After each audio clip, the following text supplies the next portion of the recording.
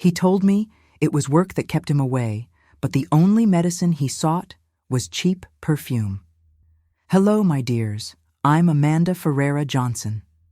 I'm 83 years old today, and I'm going to share a story I've kept in my heart for over 60 years. It's a story of pain and betrayal, but also of how a woman can rebuild herself even when she loses everything she thought she had. Before I begin, please give this video a thumbs up, subscribe to the Grandma's Diary, and let me know in the comments where you're watching from. It helps me continue sharing my experiences with all of you. It was 1960. I had just turned 18. I was born and raised in Riverdale, a small town where everyone knew everyone else. My mother always said I was too pretty for that place, that someday a young man would come and take me to a better life. And that's what happened when Herbert arrived in town. Herbert Johnson was 25, with dark hair neatly combed with brilliantine white teeth and a smile that lit up any room. He came from Chicago to work as an accountant at the only textile factory in the region. Back then, a man with a steady job from the big city was considered quite a catch. Single mothers would line up outside church on Sundays just to introduce their daughters to him. I don't know why, among so many pretty girls, he chose me. Perhaps because I was the most innocent. My mother had died 2 years earlier from pneumonia, and my father drank to forget his pain. I took care of the house and my 2 younger brothers, with no time for romance or dreams. I remember as if it were yesterday the first time he spoke to me. I was buying bread at Mr. Anthony's bakery when I smelled a different cologne, a big city scent. When I turned around, there he was. "Miss, you dropped this," he said, handing me an embroidered handkerchief I hadn't even noticed I'd dropped. Our fingers touched, and I felt a shiver I had never experienced before. After that day, Herbert appeared everywhere I went, at the market, at church, even when I went to fetch water from the well. Within 2 weeks, he had asked my father's permission to court me. Dad, of course, immediately agreed. A son-in-law with a steady job meant one less mouth to feed. The courtship lasted only 3 months. In June 1960, we were married in the town's main church. My dress was sewn by Mrs. Sullivan, the best seamstress in town, with fabric that Herbert brought specially from Chicago. It was white with small pearls on the bodice. I had never worn anything so beautiful in my life. Our honeymoon was at a friend's beach house in Lake Michigan. It was 5 days of dreamlike bliss. Herbert was gentle, caring, and treated me like a princess. When we returned, we moved into a simple but cozy house that the factory rented for its employees. I was radiant with my new life. I finally had a home of my own, without the sadness of my father's house. The first few months were perfect. I would wake up early, prepare coffee for Herbert, tidy up the house while humming and waiting for him to return from work. At night, we would talk about our dreams, about the children we would have, about the house we would one day build. It was only in the 4th month of marriage that I noticed something strange. At the beginning of every month when Herbert received his paycheck, he would come home with a terrible headache. "It's a migraine," he would say. "I've suffered from them since childhood." "Amanda, my dear," he would say weakly, "I need to go see a doctor in Chicago. He's the only one who understands my condition. I'll be back tomorrow." The first time, I was extremely worried. I prepared lemon balm tea, put cold compresses on his forehead, asked if he wanted me to accompany him, but Herbert insisted it was better for me to stay. "The treatment takes time. You'd be alone in Chicago. It's dangerous." And so, at the beginning of every month, the same story repeated itself. Herbert would pack a small suitcase with a change of clothes and leave on the 7 a.m. bus to Chicago. He would return the next day, always with gifts for me, a colorful scarf, a fragrant soap, chocolates. I treasured each of these gifts. In December of that same year, I discovered I was pregnant. Herbert's happiness seemed sincere. He hugged me, spun me around the room, kissed my still flat belly. "It's going to be a strong boy like his father," he would say proudly. Our first son, August, was born in July 1961. He was the spitting image of his father, with the same dark, penetrating eyes. Herbert seemed like the happiest man in the world. For 3 months, there were no headaches, no trips to Chicago. He came straight home from work, helped me with the baby, and was the husband every woman dreamed of having. But in October, the old routine returned. "Amanda, the pain is back. I need to see the doctor." This time, with a small baby in my arms, I didn't question it. I simply nodded while rocking August, who was crying with colic. The years passed, and our family grew. After August came Mary Claire in 1963, and finally John Peter in 1965. 3 small children, a house to take care of, and a husband who religiously disappeared on the first day of each month. People in town commented at first in whispers that I pretended not to hear. Over time, the voices grew louder. Poor Amanda, so dedicated, and her husband always traveling. Doctor? What doctor? Every month the same story. A man who disappears like that is up to no good, that's for sure. I ignored the comments, closed my ears to the gossip. After all, Herbert was a good father when he was home. He didn't drink like my father, didn't beat me like Mrs. Lord's husband from the bakery. He brought home his salary, minus the small part that, according to him, he spent on doctors. It was only in 1968, after 8 years of marriage, that the truth began to surface. August was now 7, Mary Claire was 5, and John Peter was 3. It was an ordinary day. I was at the market buying vegetables for dinner when I felt a hand touch my shoulder. It was Josephine, an elderly lady who sold pumpkin preserves in the central square. Everyone knew her, but few spoke to her. They said she was the mother of a fallen woman, as they called them back then. It was such a great shame that Josephine herself lived like a shadow, always with her head down, always on the margins. "Mrs. Johnson," she said with a trembling voice, "I need to speak with you privately." I confess I was apprehensive. What could a woman like Josephine want with me? But there was an urgency in her eyes, a sadness so deep that I couldn't refuse. We went to a bench in the square, away from curious eyes. Josephine wrung her hands in her worn apron, as if seeking courage in the folds of the fabric. "Mrs. Johnson, forgive my intrusion, but I can no longer keep this to myself. You're a good woman. You take care of those children with so much love. You don't deserve to be deceived." My heart began to beat faster. Some part of me already knew what was coming, but another part, the one that still loved Herbert as on the first day, refused to accept it. "What are you talking about, Mrs. Josephine?" "About your husband, Mrs. Johnson, about Herbert. He doesn't go to any doctor when he travels. He goes to the Moonlight Star, a place for women on the outskirts of Chicago." The ground seemed to disappear beneath my feet. I gripped the edge of the bench to keep from falling. "How do you know this?" I asked, my voice barely audible. Josephine lowered her eyes, the wrinkles on her face seeming deeper under the morning sun. "My daughter Theodora works there, Mrs. Johnson. I'm not proud of it, but it's the truth. She told me that your husband goes there every month, always on the same day, the day he receives his paycheck." Part of me wanted to scream at that woman, accuse her of being a liar, of wanting to destroy my marriage. But another part, the one that had been noticing the small signs over the years, the different cologne when he returned, the increasingly elaborate excuses, the gifts to appease guilt, knew she was telling the truth. "Does he only see your daughter?" I asked, the words coming out like stones from my throat. Josephine shook her head, her eyes now teary. "No, Mrs. Johnson. Theodora is just one of them. He keeps several girls there, 13 to be exact. He boasts about it. Says he's the only man in the region who can support so many women. Every month he throws a kind of party, gathers all of them. It's as if he had several wives, Mrs. Johnson." 13. The number echoed in my mind like a funeral bell. 13 women besides me. 14 lives that Herbert manipulated like pieces in a perverse game. I returned home that day like a ghost, dragging my feet, carrying an invisible weight on my shoulders. The children noticed something was wrong, but attributed it to fatigue.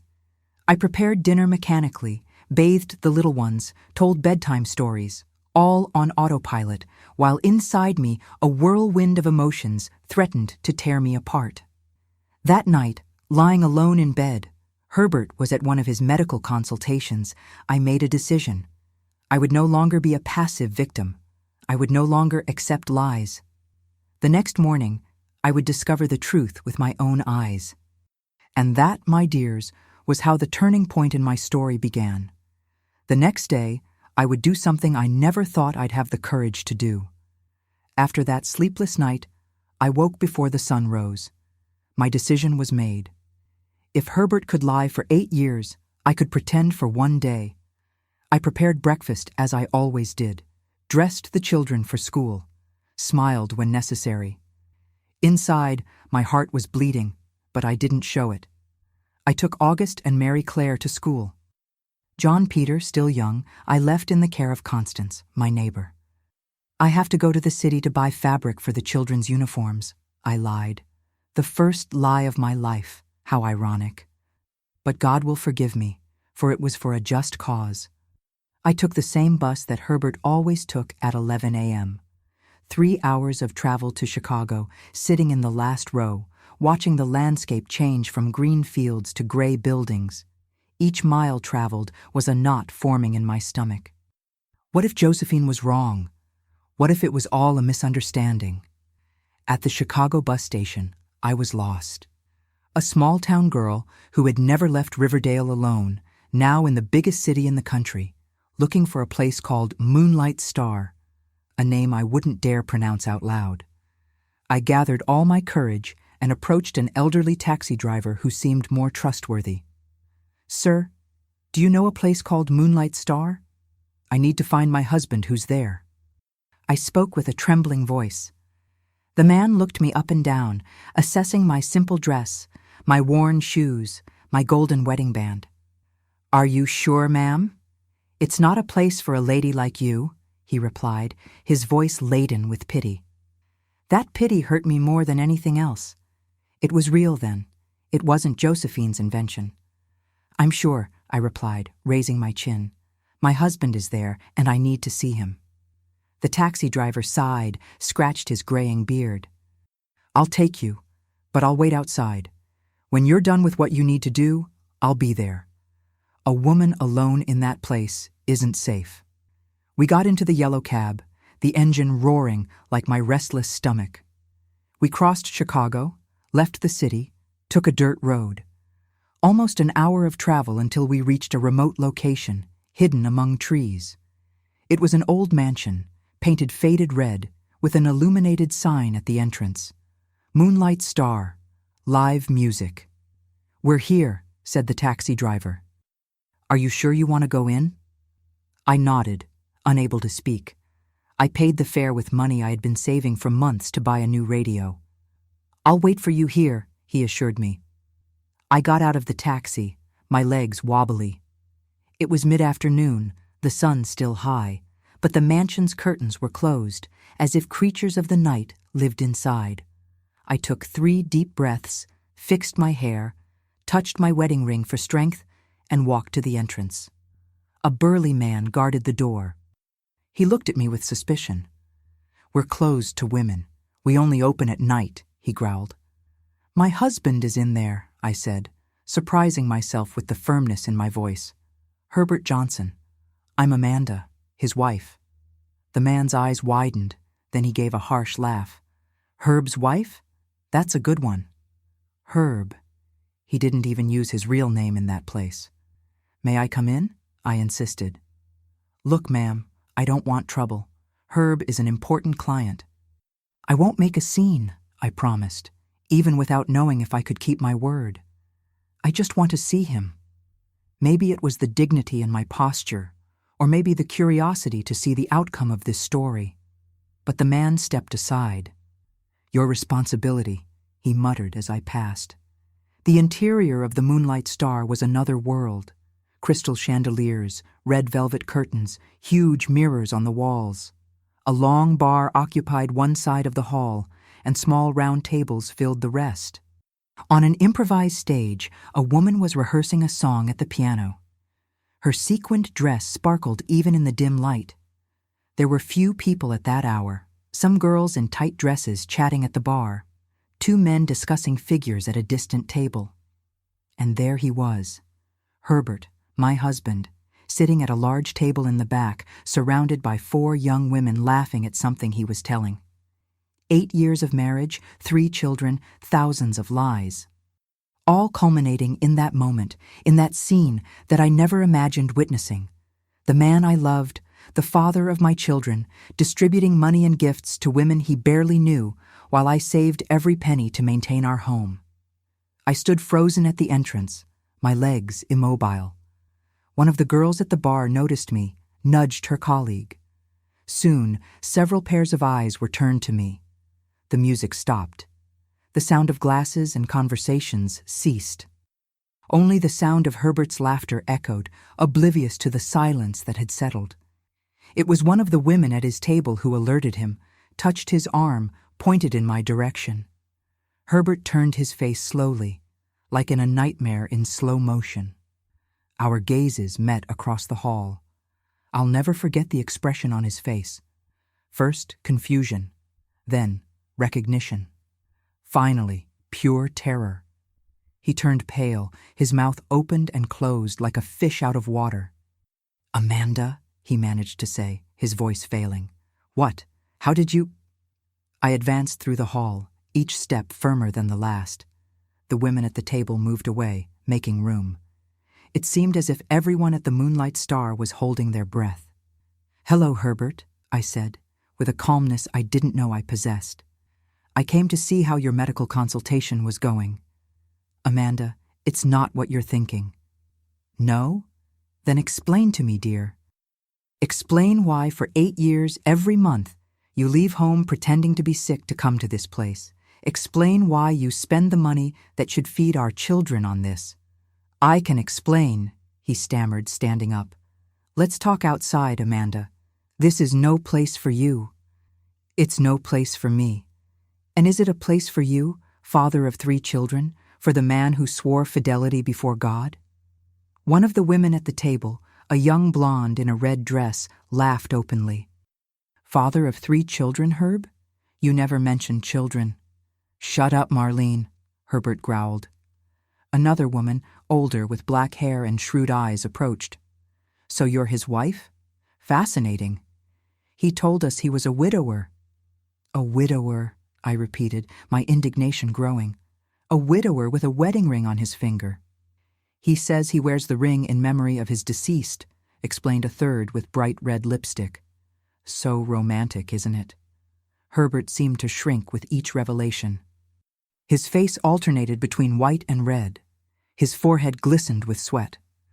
"Amanda, let's go home," he tried, extending his hand to touch me. I took a step back. "Don't touch me. Never touch me again." That's when a young girl, perhaps 20 years old, approached timidly. Her eyes were large and sad. She reminded me of a frightened doe. "Are you Amanda?" she asked softly. I nodded, not understanding. "I'm Theodora, Josephine's daughter." So that was Josephine's daughter, the girl who had unwittingly revealed the truth about my marriage. "Your mother told me," I said. "That's why I came." "She shouldn't have meddled," shouted Herbert, his face now completely red. "Be quiet, Herbert," I ordered, and to my surprise he obeyed. "Let Theodora speak." The young woman nervously wrung her hands. "He's been coming here every month since before I started working. He's known as Herb, the man with 13 lovers." 13? I repeated, feeling the floor undulate beneath my feet. "1 for each lucky day," explained Theodora.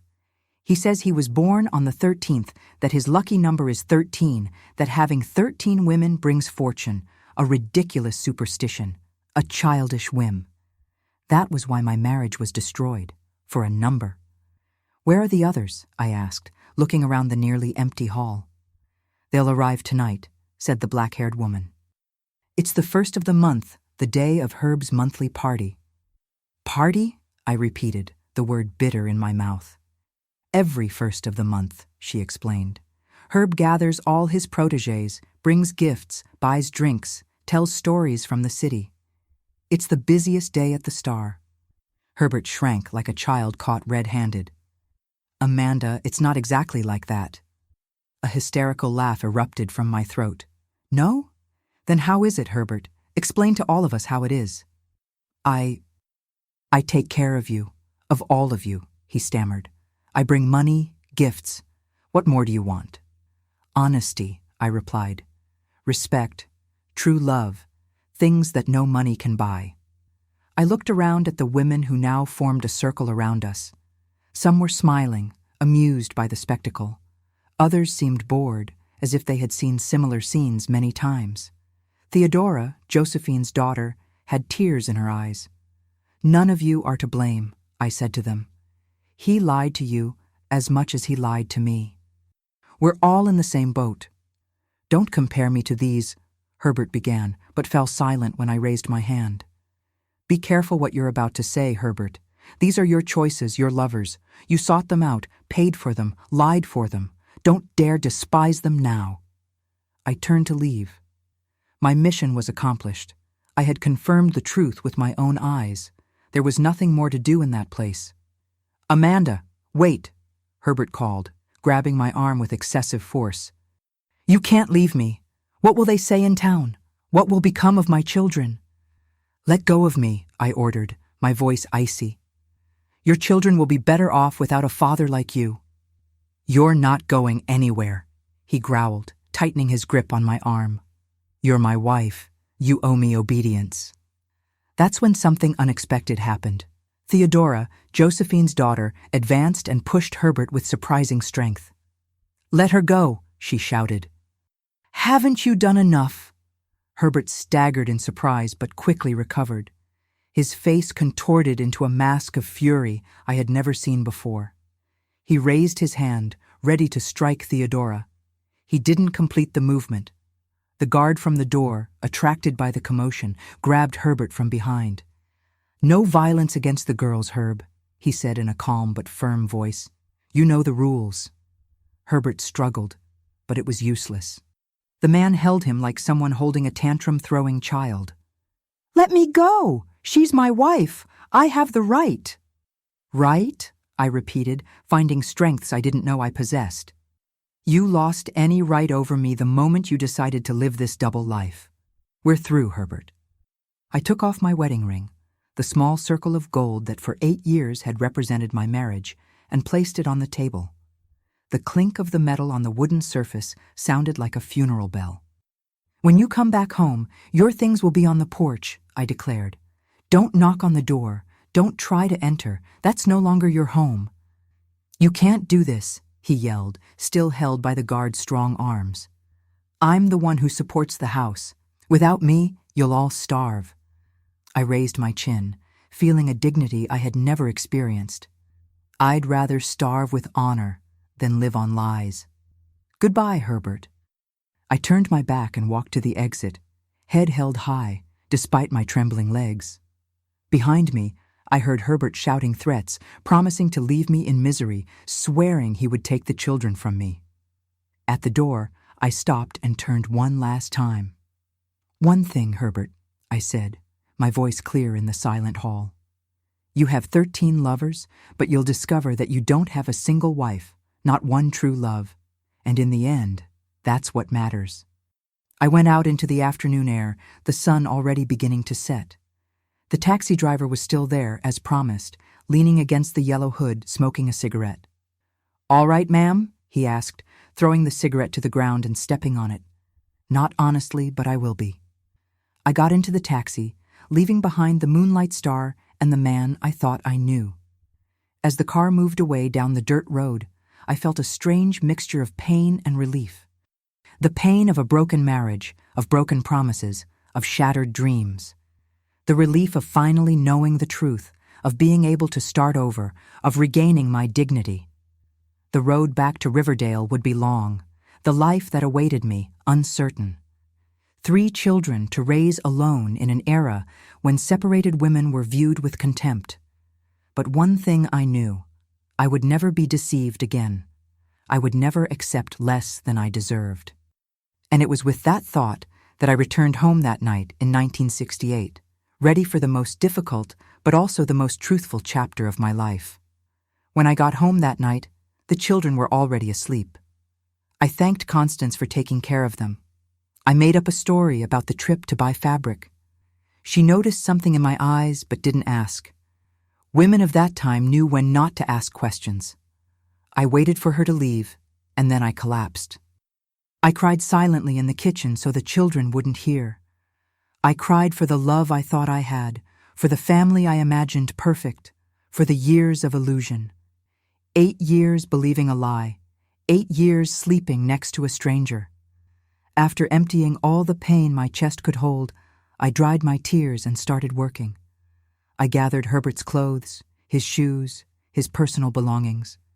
I put everything in 2 large leather suitcases, the same ones we used on our honeymoon in Lake Michigan, in a life that now seemed to belong to someone else. I left the suitcases on the porch, along with a simple note: "Don't come back. You are no longer welcome here." I changed the lock on the front door with the help of a rusty screwdriver I found in the yard cabinet. I had never done anything like that before. Changing locks was men's work, but that night I discovered I could do much more than I imagined. I slept with a broomstick beside the bed, fearing that Herbert would return drunk and violent. But he didn't appear that night, nor the next. It was 3 days of silence. 3 days trying to explain to the children that their father was on an extended work trip. August, at 7 years old, was too smart to believe that story. "Why aren't Dad's clothes in the closet?" he asked with his eyes identical to his father's. I didn't have the heart to lie to my own son. "Your father did wrong things, August," I explained, my voice breaking. "He won't be living with us for a while." On the morning of the 4th day, I heard violent knocks on the door. It was Herbert demanding to enter. "Open this door, Amanda," he shouted. "This house is mine. You don't have the right." The children hid in the bedroom, frightened. They had never seen their father like this, transformed into a furious stranger. I approached the door without opening it. "Go away, Herbert. It's over." "It's not over until I say it's over," he yelled, pounding on the door with such force I thought the hinges would give way. "Open this door, or I'll knock it down." I ran to the kitchen, grabbed the largest knife we had. I didn't intend to use it, but I needed to show I wasn't defenseless. When I returned to the living room, I heard male voices outside.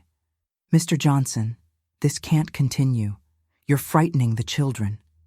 It was Mr. Anthony, the bakery owner, along with Joaquin from the grocery store. Herbert's shouts had attracted the neighbors. The small town of Riverdale wasn't used to scandals. "That hussy threw me out of my own house," Herbert complained, his slurred voice indicating he had been drinking. "Don't talk like that, man," Mr. Anthony reprimanded. "Mrs. Johnson is a respectable woman." "Respectable?" Herbert gave a bitter laugh. "You don't know what she did."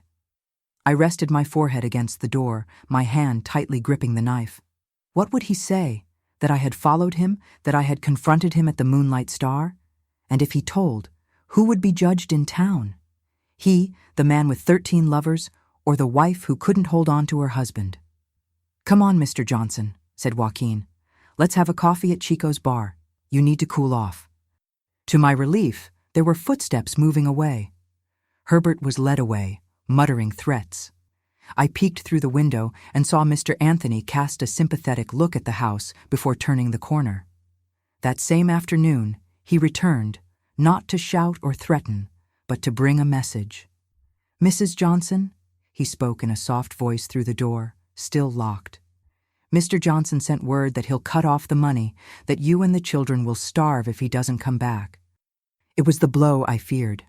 Without Herbert's salary, how would I feed 3 mouths? How would I pay the rent? Even so, I straightened my back. Tell him I'd rather beg on the street than accept another cent of his lies. Mr. Anthony sighed. I heard the noise of a package being placed on the porch floor. "I brought some bread for the children." "It's not charity, Mrs. Johnson, it's humanity." After he left, I opened the door just enough to take the package. Inside were loaves of bread, biscuits, a jar of guava jelly. I cried again, but this time out of gratitude. In the following weeks, I discovered how difficult it was to be a separated woman in 1968, in a small town in the interior. The other mothers wouldn't let their daughters play with Mary Claire, as if the abandonment by the husband was a contagious disease. At church, Father Anselm preached about the dangers of family disintegration, looking fixedly at the bench where I sat with my 3 children. Gossip ran rampant. Some said I had expelled Herbert because of unfounded jealousy. Others, that he had found a younger and richer lover in the city. Few knew the complete truth, and I didn't have the energy to correct them. The money ran out quickly, the rent came due, and the landlord, a friend of Herbert's, threatened to evict us. That's when Josephine, Theodora's mother, appeared at my door one afternoon.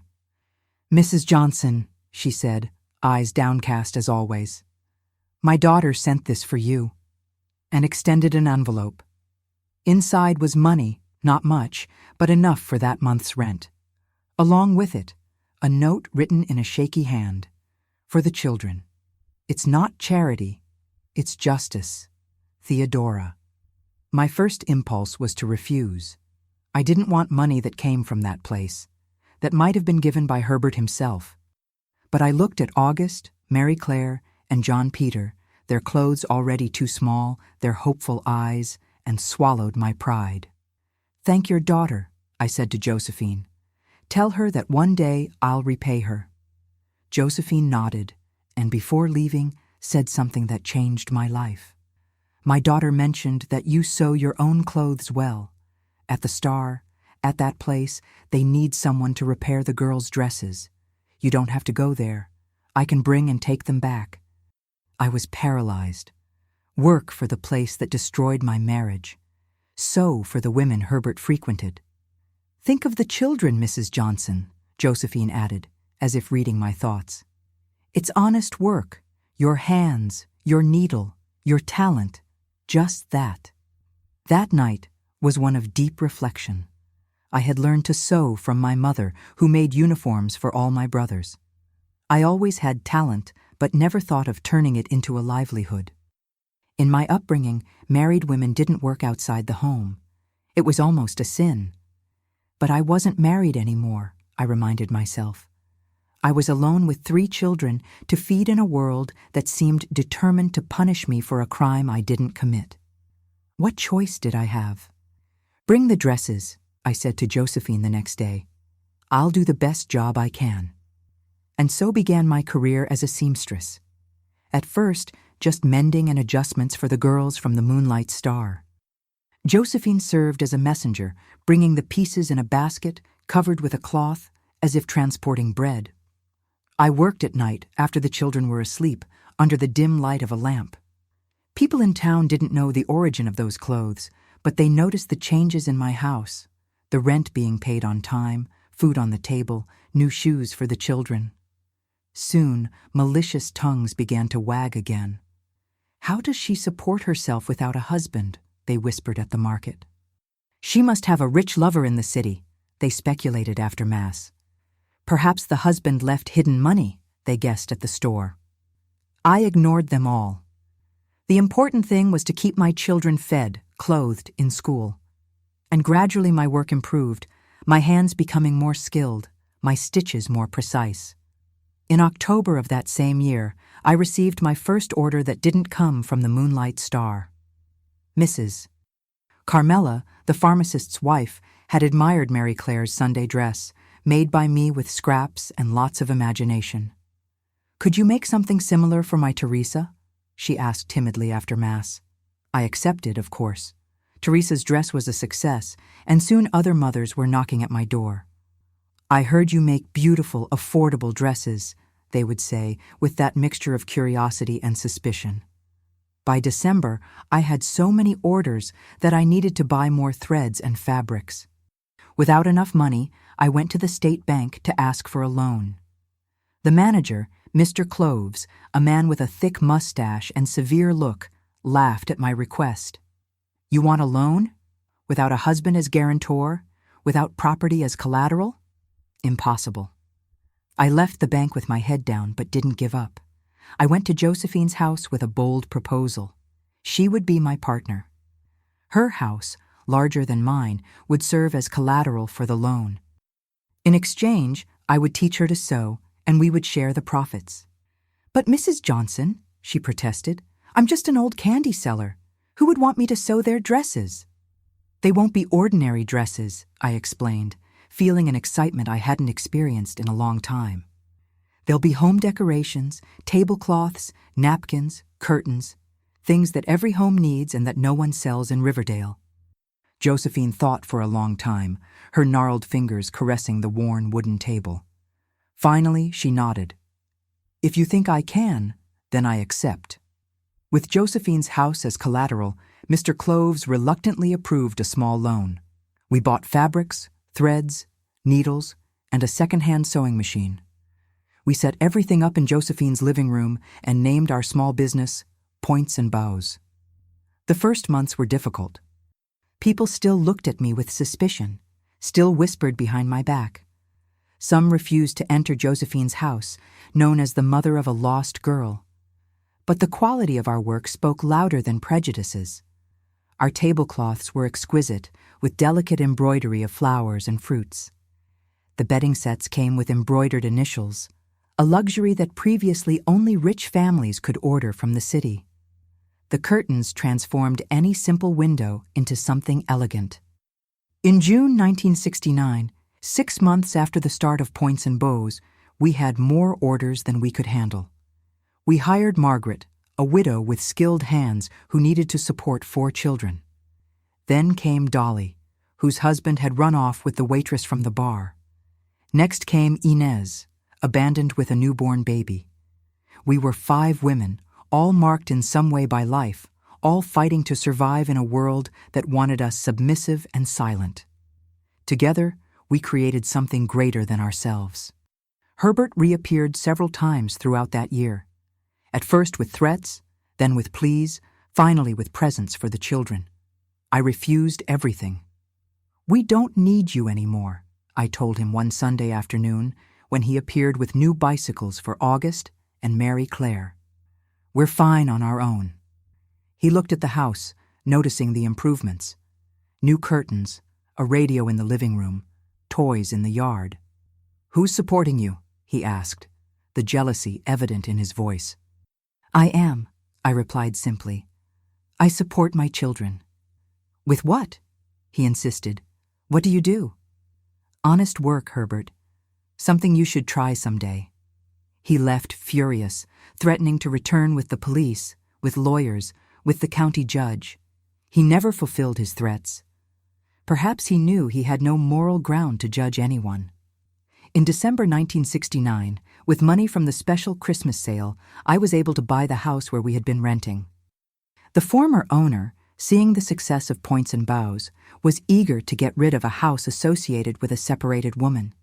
He offered it at a below-market price, thinking I wouldn't be able to pay. His surprise was evident when I placed the money on the table in clean, well-counted bills.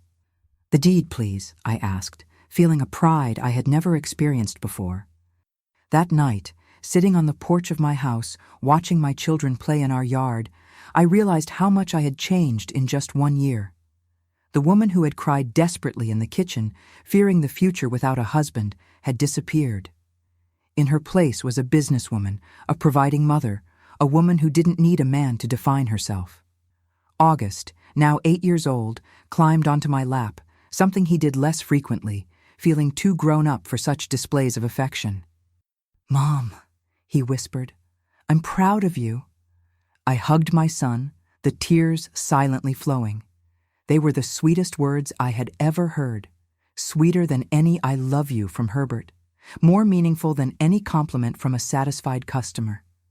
"Thank you, my son," I replied, kissing his forehead. "I'm proud of us too." And so we ended 1969, a year that began with fear and ended with hope. A year in which I learned that the worst betrayal can lead to the best discovery, the discovery of one's own strength.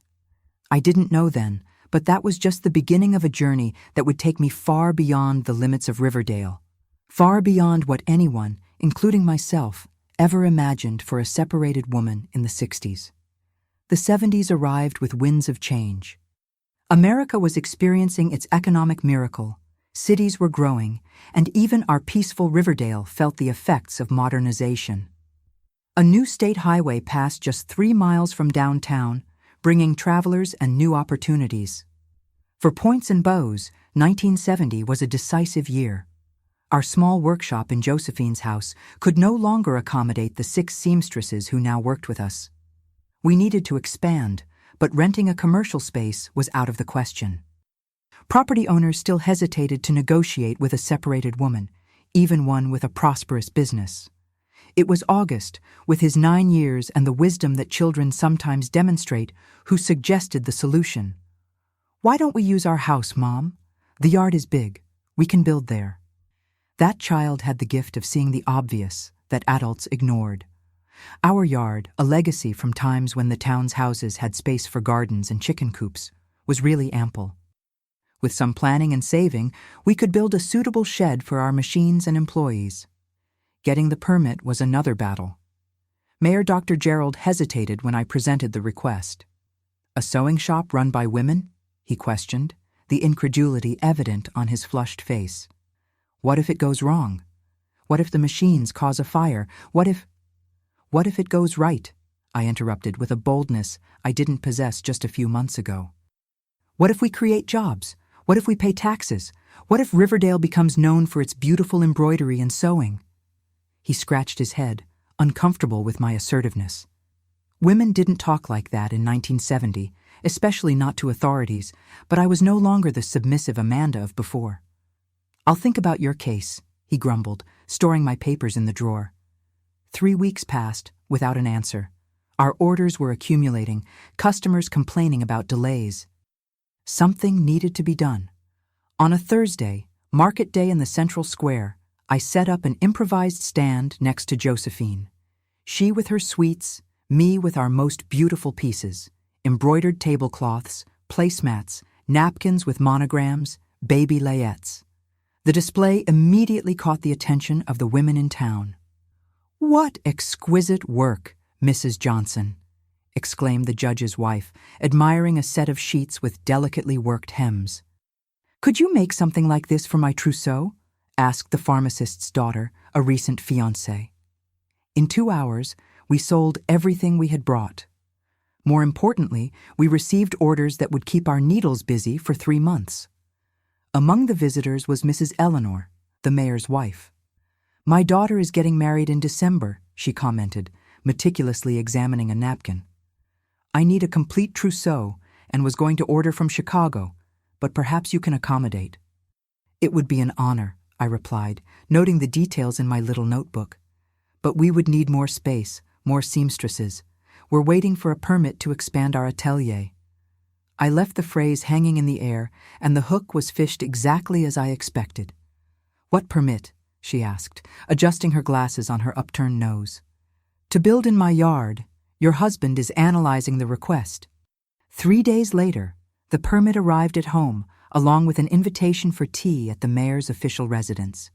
The power of a wife determined to have the best trousseau for her daughter should never be underestimated. The construction began in June. With the money saved in recent months and a small loan, now granted without hesitation by the state bank, we built a spacious, airy shed. Light ceramic floor, large windows to take advantage of natural light, spacious benches for cutting and sewing. In the center, we installed our most precious acquisition, an industrial embroidery machine imported from Germany. That machine changed everything. What previously took days to be embroidered by hand, we could now do in hours. Our productivity tripled, allowing more competitive prices and shorter deadlines. Soon, we were not only serving Riverdale, but also neighboring towns. Cecilia's trousseau, the mayor's daughter, was our masterpiece until then. Egyptian linen sheets with embroidery of roses and arabesques, bath towels with intertwined monograms, bedding sets with Renaissance hems. When the pieces were displayed at the wedding reception in December, they became the talk of the party, almost eclipsing the bride, to Mrs. Eleanor's dismay. The publicity generated by the wedding was invaluable. January 1971 brought so many orders that we needed to hire 5 more seamstresses. Points and Bows was no longer a small atelier of helpless women. It was a serious, respected, profitable business. Herbert reappeared at this time, attracted like a fly to the smell of success. He was thinner, less elegant, his hair already thinning. The brightness of yesteryear had disappeared from his eyes, replaced by an opacity that spoke of defeats and disillusions. "Amanda," he greeted, standing at the door of the atelier like an insecure salesman. "You look different." I was indeed. At 29, I was no longer the shy girl he met. My hair, previously always tied in severe buns, now fell loose over my shoulders. I wore discreet makeup, more modern clothes. But the biggest change wasn't external. It was the confidence that emanated from every gesture, every word. "What do you want, Herbert?" I asked without inviting him in. "I came to see the boys," he said, but his eyes scanned the atelier, assessing, calculating, "and to congratulate you on your success. I heard your business is doing well." "Our children are at school," I replied dryly, "and yes, the business is doing well. Now, if you'll excuse me, I have a lot of work to do." He hesitated, his restless hands in the pockets of his worn suit. "Amanda, I've been thinking.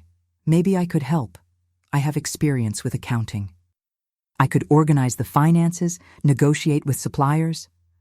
I almost laughed in his face. Herbert, the man who spent his salary on 13 lovers offering to take care of my money, was too comical. "I appreciate the offer," I replied with icy politeness. "But we already have an accountant. As for suppliers, I negotiate personally. I've discovered that men offer better prices when they realize they can't fool me." The jab hit him like a slap. He blushed, opened his mouth to retort, but reconsidered when he saw 2 of my seamstresses observing the scene with barely disguised interest. "Tell the boys I stopped by," he muttered, turning to leave. "And Mary Claire, too, of course." It was typical of Herbert to forget his daughter. Mary Claire, at 8 years old, had already noticed that her father paid more attention to the boys, especially August, his firstborn. She noticed how the boys' presents were always more expensive, more elaborate, how the hugs for her were shorter, less enthusiastic. "I'll tell all my children that their father stopped by," I replied, emphasizing all. "But I don't promise they'll want to see you." He left with his head down, a shadow of the arrogant man I knew. I later learned that he had lost his job at the factory, drunkenness and constant absences. He now worked as a night watchman at a construction materials warehouse, earning 1/3 of what he received before. The Moonlight Star, according to the truckers who brought merchandise to our town, had closed. Rumors ran that the authorities had discovered illegal gambling happening in the back of the establishment.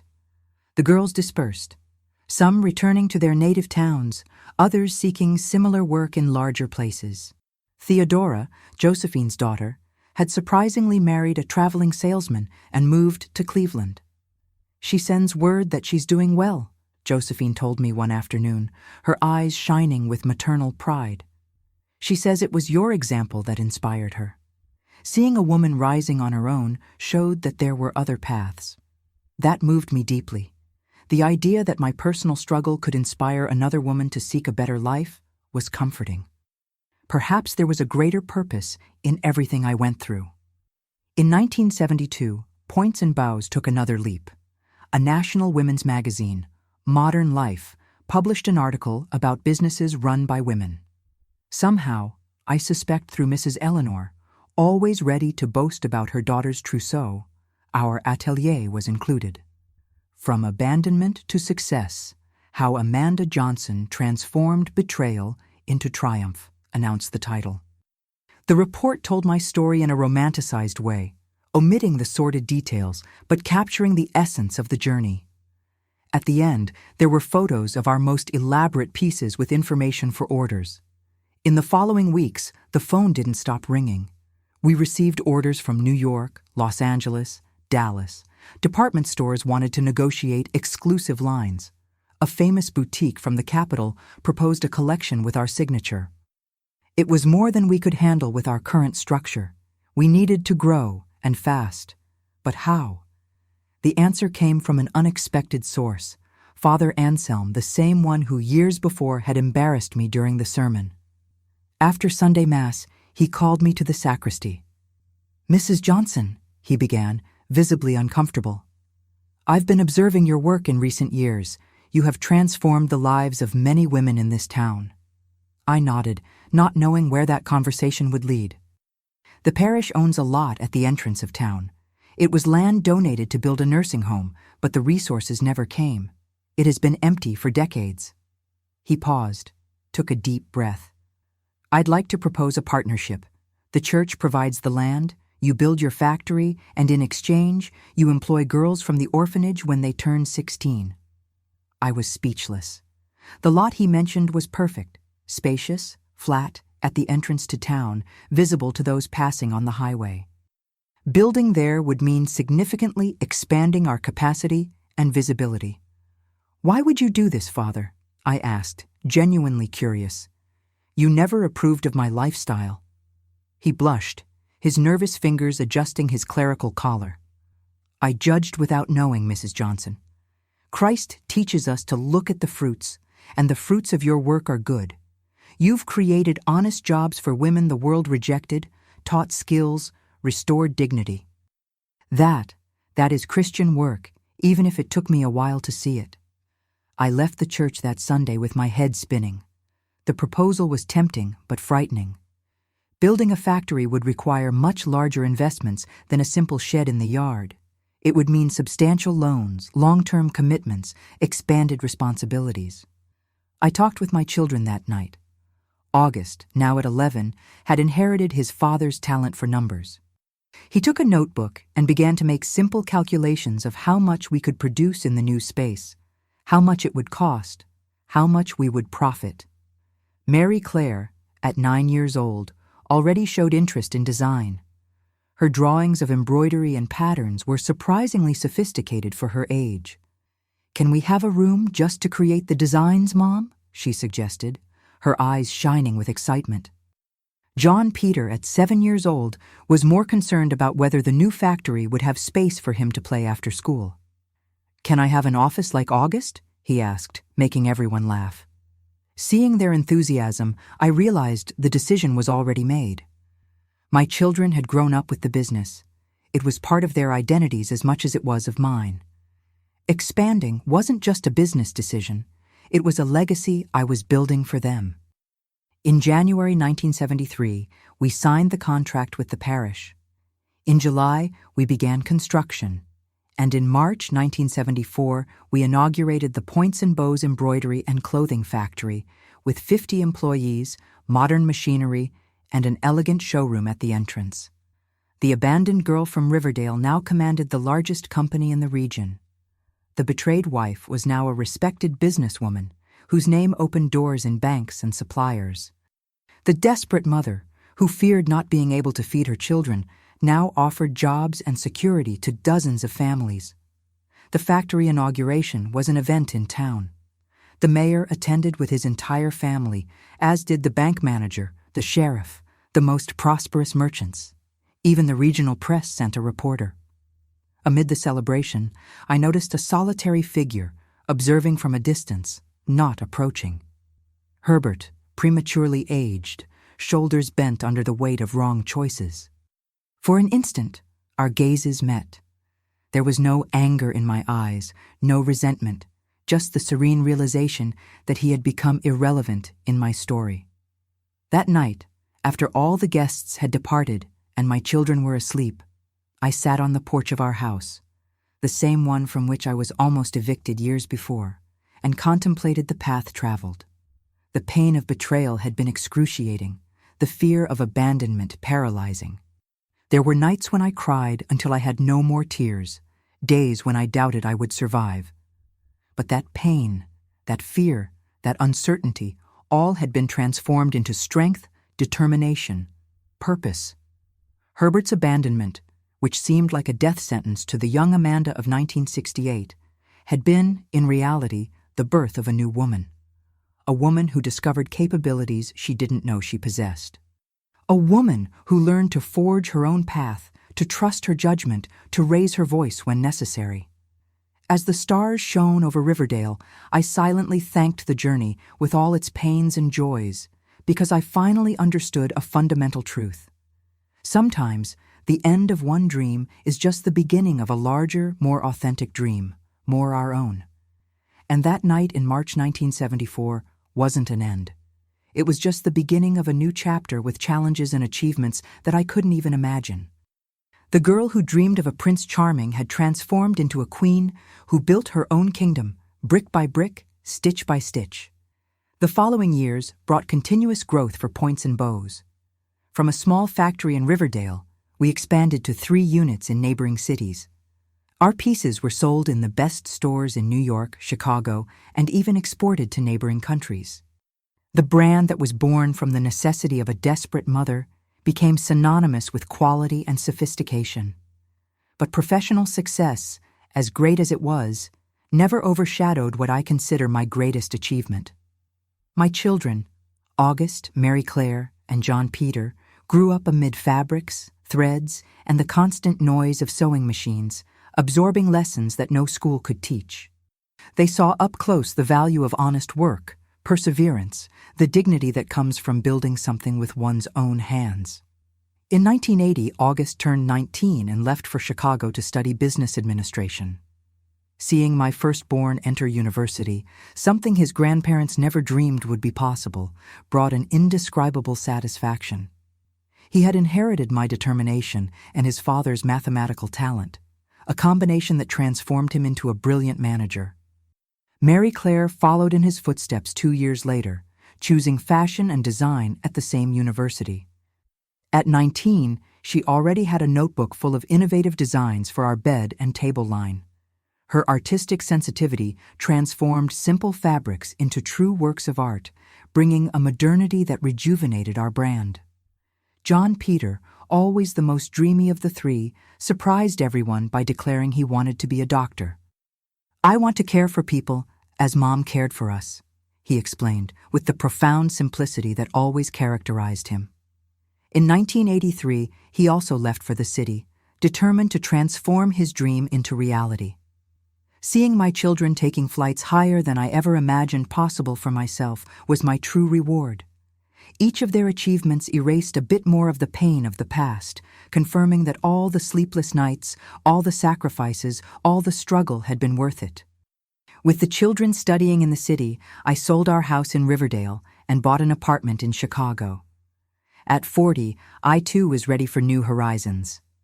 The factory remained under the care of Mrs. Josephine, now my formal partner, and Margaret, our first employee, promoted to general manager.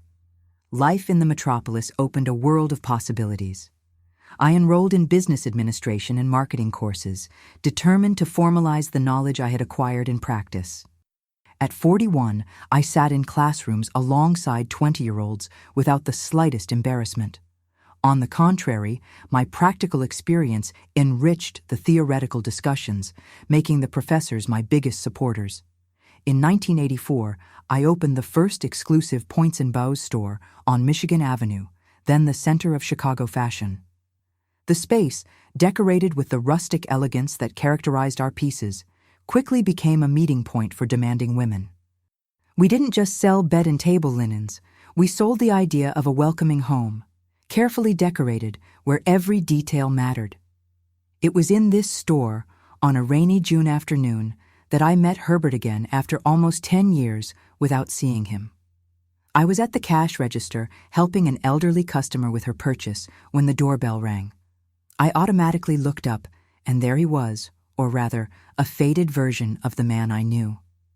At 50, Herbert looked like he was 70. His hair, once black and thick, was completely white and thin. His body, once imposing, was bent like an overloaded branch. But his eyes, those eyes that once hypnotized me, remained the same, though now clouded by a permanent sadness. "Amanda," he said, his voice barely more than a whisper. "I finally found you."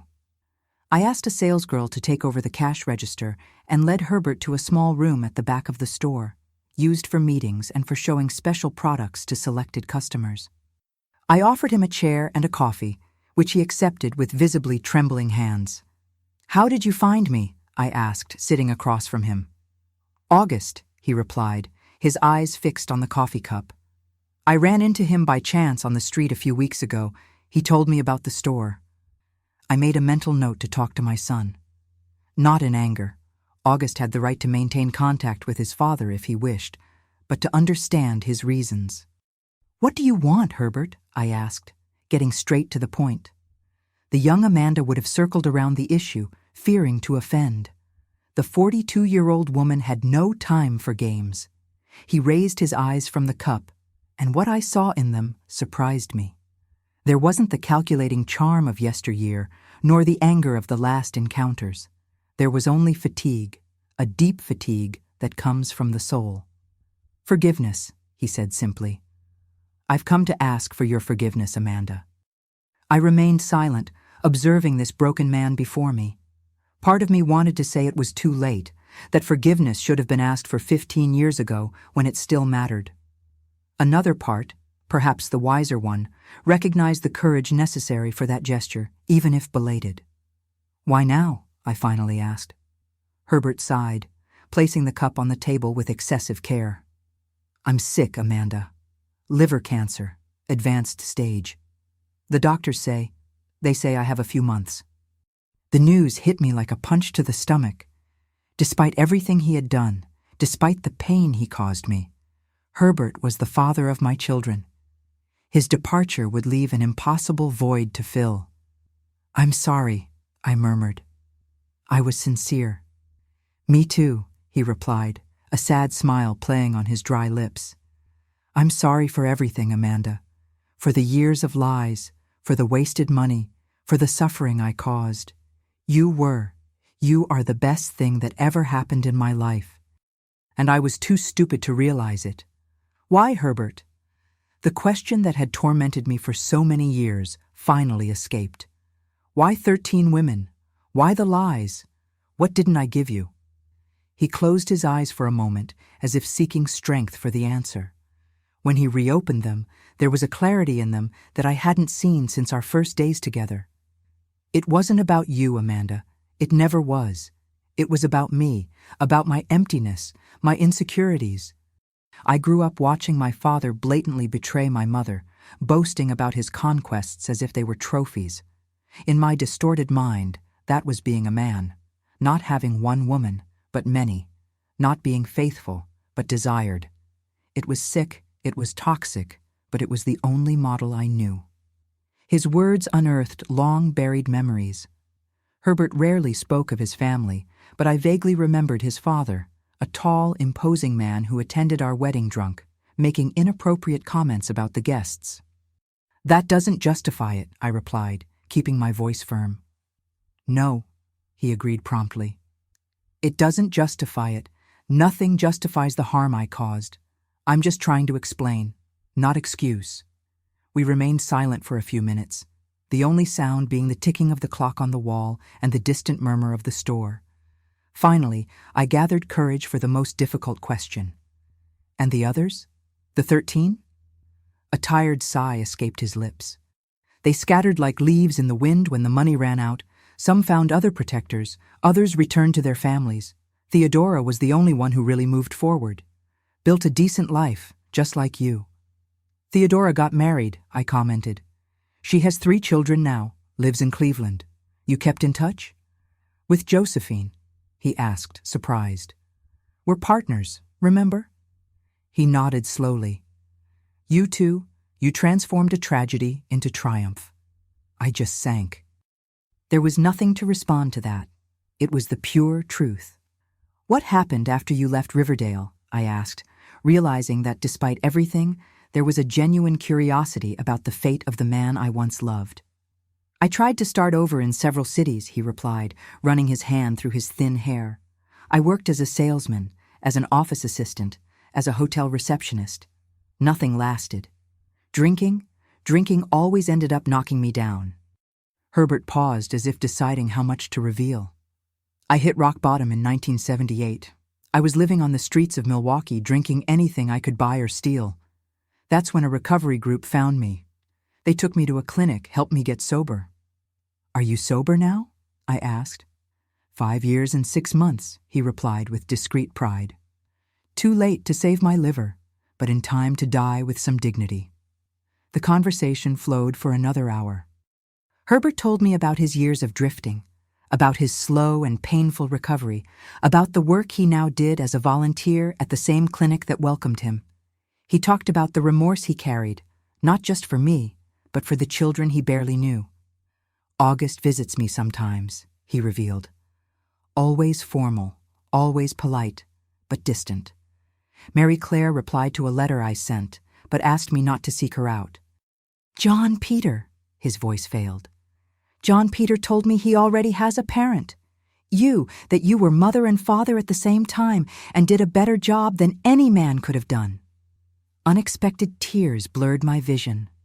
My youngest, always so sensitive, so observant. He saw what so many didn't realize, that being a complete family didn't depend on having all the traditional pieces, but on having enough love to fill all the spaces. They're good boys, I said, correcting myself immediately. Good adults now, thanks to you, not me. Thanks to you, not me. Another silence settled, more comfortable this time. The storm that our relationship once was had calmed, leaving only the clarity that comes after the rain. So, Amanda, he finally said, his restless hands on his lap. Can you forgive me? Not for me. I know I don't deserve it, but for you, so you can move on in peace. I looked at that man, so different from the arrogant young man who conquered me, so distant from the lying husband who abandoned me. I saw in him all the mistakes, all the weaknesses, all the wrong choices, but I also saw, for the first time, something genuine. True repentance, born not of fear or convenience, but of a late understanding of the damage caused. Yes, I replied, surprising us both with the ease of the word. I forgive you, Herbert. And it was true. There was no more anger in my heart, no resentment in my soul. That man no longer had power over my happiness, my peace of mind. Forgiveness wasn't a gift for him. It was a final liberation for me. Herbert passed away 3 months later, in September 1984. August called me with the news, his voice controlled, but trembling. He left in peace, Mom. He was holding a picture of us, you, me, Mary Claire, and John Peter, when he closed his eyes for the last time. The funeral was simple, with few attendees. My 3 children came, each processing the loss in a different way. I also went, not out of obligation, but out of respect for the imperfect man who, despite everything, had given me 3 priceless gifts. As the coffin was lowered into the earth, I thought of the irony of life. The man who once wanted so many women died practically alone. The woman he abandoned was surrounded by a loving family, a thriving business, a full life. There was no triumph in this realization, just a melancholy understanding of how our choices shape our destinies, how each lie, each betrayal, each act of selfishness eventually takes its toll, and how each act of courage, each decision based on love, each step taken with dignity builds, brick by brick, a life worth living. Today, at 83, I look back and see not just the pain of that betrayed young woman, but all the beauty that blossomed from the ashes of a destroyed marriage. I see my children now with their own children, building lives based on the values I taught them. I see Points and Bows, now a national chain run by August and Mary Claire, offering dignified employment to hundreds of women. I see John Peter, a respected doctor, caring for patients with the same compassion that I once dedicated to my small family. And when my granddaughters ask me about the grandfather they never knew, I don't tell a story of villains and victims. I tell a story of imperfect people, of errors and consequences, of losses and new beginnings. I tell about how sometimes we need to lose everything we think we want to discover what we really need. Every month, when I receive my retirement check, I smile remembering those old monthly illnesses of Herbert's. That money he spent at the Moonlight Star could have guaranteed a comfortable old age for both of us. His absence forced me to build my own security, brick by brick, stitch by stitch. And perhaps that's the greatest lesson I can leave for you, my dears. No betrayal, no abandonment, no pain defines who we are. What defines us are the choices we make in the face of adversity, the dreams we dare to dream, even when the world says they're impossible. The love we continue to give, even when our hearts are broken. Because in the end, it's not the blows of life that determine our destiny. It's our response to them. And my response to that painful discovery of 1968 was to transform each tear into determination, each fear into courage, each rejection into strength to move forward. Every month, when Herbert got sick to meet his 13 lovers, he had no idea he was planting the seed of his own ruin and my unexpected liberation. Life has these ironies, and thank God for them. Before I say goodbye, my dears, I'd like to ask you to leave a thumbs up on this video. If my story touched your heart, subscribe to the Grandma's Diary to follow more stories like this, and leave in the comments where you're watching from. Share with someone who needs to hear that it's possible to start over, no matter how difficult it may seem. Your interaction helps me continue sharing stories of overcoming that can inspire other people. Thank you very much for listening to me today.